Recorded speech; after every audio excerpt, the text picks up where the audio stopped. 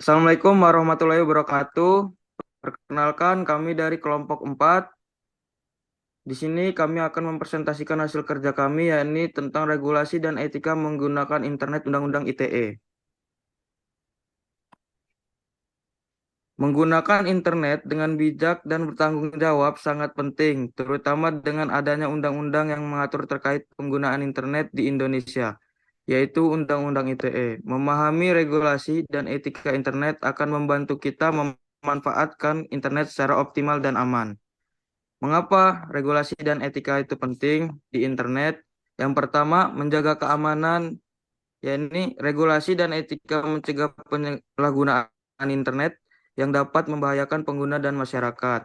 Yang kedua, melindungi privasi, yaitu aturan yang jelas tentang privasi data dan perlindungannya sangat diperlukan di era digital saat ini.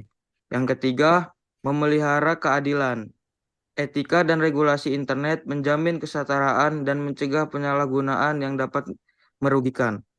Langsung lanjut ke pemateri yang kedua yang akan disampaikan oleh rekan saya. Selanjutnya, Undang-Undang ITE, latar belakang dan tujuan. Yang pertama, tahun 2008, Undang-Undang ITE pertama kali diberlakukan sebagai respon terhadap perkembangan teknologi informasi yang pesat.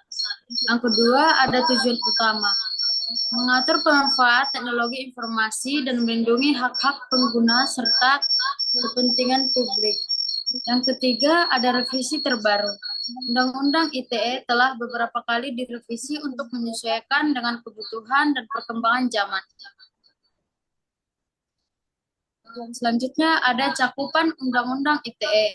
Yang pertama ada transaksi elektronik, yaitu untuk mengatur segala bentuk transaksi dan aktivitas ekonomi digital. Yang kedua ada perlindungan data, untuk menjamin keamanan dan privasi data pribadi pengguna internet. Yang ketiga ada tindak pidana, yaitu untuk mengatur sanksi dan hukuman bagi pelanggaran yang dilakukan di dunia digital.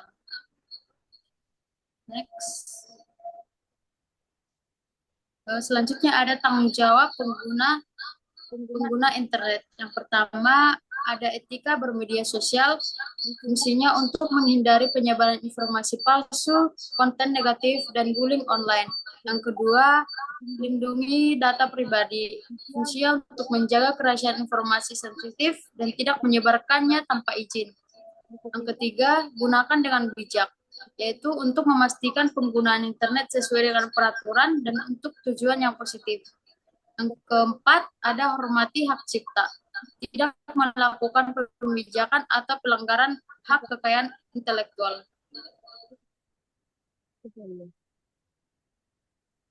Selanjutnya, konten ilegal dan berbahaya, yaitu dibagi menjadi 3, ada konten ilegal, konten berbahaya, dan tindak kejahatan. Yang pertama, konten ilegal seperti pornografi anak, perjudian online, dan materi ekstremisme. Selanjutnya, yaitu konten berbahaya, seperti malware, phishing, dan informasi yang dapat memicu konflik.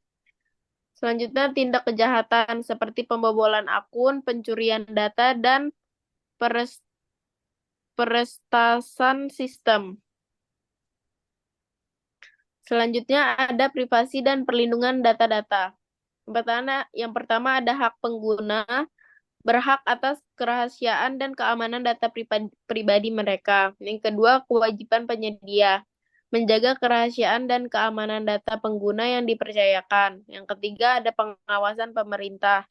Pemerintah memastikan implementasi perlindungan data yang efektif. Selanjutnya, penegakan hukum. Sanksi dan konsekuensi. Yang pertama itu ada tindak pidana, pencemaran nama baik, sanksinya ada penjara maksimal 4 tahun. Kemudian penyebaran konten ilegal, sanksinya ada penjara maksimal 6 tahun. Yang ketiga itu pelanggaran privasi, sanksinya penjara maksimal 12 tahun. Kemudian keseimbangan kebebasan berekspresi dan regulasi-regulasi. Ada 3, yang pertama itu kebebasan berekspresi, regulasi yang diperlukan, menjaga keseimbangan. Yang pertama itu kebebasan berekspresi.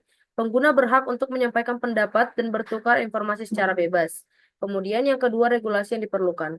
Regulasi diperlukan untuk mencegah penyalahgunaan dan menjaga ketertiban publik. Yang ketiga, menjaga keseimbangan. Menjaga keseimbangan ini perlu adanya karena kebijakan yang menyeimbangkan hak dan kewajiban pengguna internet. Kemudian, tantangan dan perkembangan terkini Undang-Undang Dasar Informasi Teknologi. Yang pertama ada adaptasi teknologi, yang kedua ada harmonisasi regulasi, yang ketiga ada peningkatan kesadaran. Oke, yang pertama ada adaptasi teknologi. Undang-Undang Dasar Informasi Teknologi perlu terus diperbarui untuk mengikuti perkembangan teknologi yang pesat. Yang kedua, harmonisasi regulasi. Harmonisasi regulasi ini perlu ada sinkronisasi dengan undang-undang lain terkait dunia digital. Kemudian, peningkatan kesadaran. Peningkatan kesadaran ini merupakan sosialisasi dan edukasi bagi masyarakat untuk meningkatkan pemahaman akan Undang-Undang Dasar Informasi Teknologi.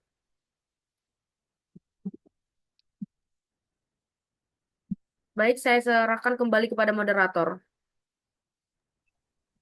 Oke, mungkin cukup sekian hasil dari presentasi kami. Mungkin jika ada kesalahan kami mohon maaf. Assalamualaikum warahmatullahi wabarakatuh.